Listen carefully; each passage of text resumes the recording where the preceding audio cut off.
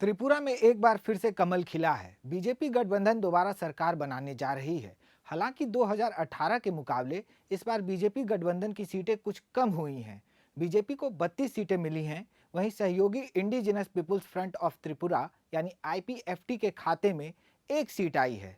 साथ आने के बावजूद सीपीआईएम और कांग्रेस बीजेपी को हराने में नाकाम रही है। वहीं पहली बार चुनाव लड़ रही टिपरा मोथा पार्टी दूसरी सबसे बड़ी पार्टी बनकर उभरी है। बताते हैं कि टिपरा मोथा पार्टी की वजह से किस पार्टी को ज्यादा डेंट लगा है।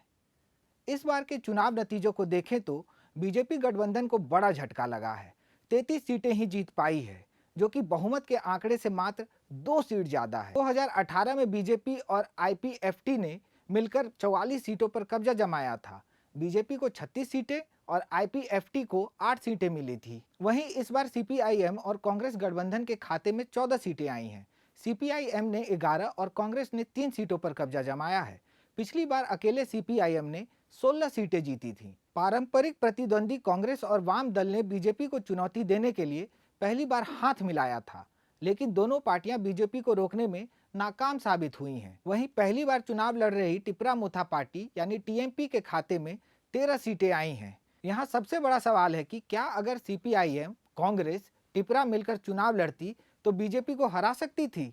माना जा रहा था कि सीपीआईएम और कांग्रेस मिलकर बीजेपी को कड़ी टक्कर दे सकती थी, लेकिन ऐसा हुआ नहीं।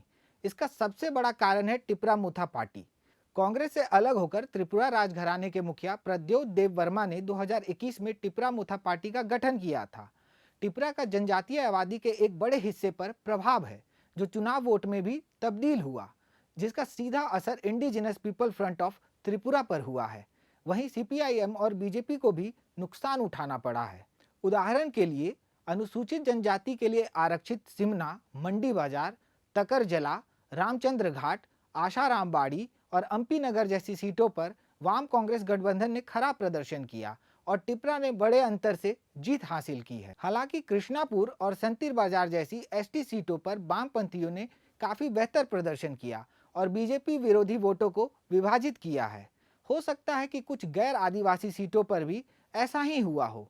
उदाहरण के लिए विशालगढ़ में टिपरा मोथा ने एक मुस्लिम उम्मीदवार को खड़ा किया और बीजेपी के अंतर से अधिक वोट प्राप्त किए। वहीं पार्टी ने अमरपुर, कल्याणपुर और प्रमोद नगर जैसी कुछ सामान्य सीटों पर आदिवासी उम्मीदवारों को मैदान में उतारा।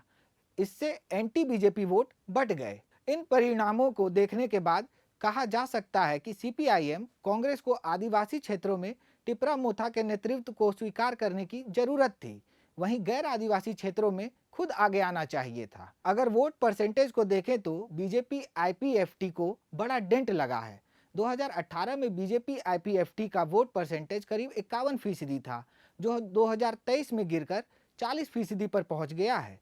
2018 में बीजेपी को अकेले 43.4% वोट मिले थे, लेकिन अब की बार करीब 39% वोट ही मिले हैं। वहीं कांग्रेस को 2018 में 1.8% वोट मिले थे, लेकिन अब की बार 8% से ज्यादा वोट मिले हैं। सीपीआईएम का वोट 2018 में 43.2% था, लेकिन अब की बार 24% तक सिमट गया है।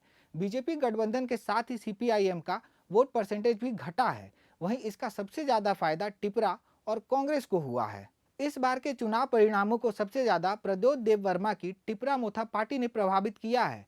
सीटों के हिसाब से टीएमपी दूसरी सबसे बड़ी पार्टी बनकर उभरी है। हालांकि इस बार के नतीजे कांग्रेस के लिए भी थोड़ी राहत लेकर आए हैं। कांग्रेस का सीटों के साथ ही वोट परसेंट भी बढ़ा है। वहीं सीपीआईएम का वोट परसेंटेज सबसे ज्यादा गिरा है, जो कि पार्टी के लिए अलार्मिंग है। वहीं बीजेपी को कम और उनकी सहयोगी आईपीएफटी को सबसे ज्यादा नुकसान पहुंचा है। बीजेपी गठबंधन की सीटों और वोट शेयर में बड़े नुकसान को देखते हुए कहा जा सकता है कि अगर चुनाव से पहले लेफ्ट, कांग्रेस और टिपरा मोथा ने हाथ मिला लिया होता तो चुनाव परिणाम बदल सकते थे।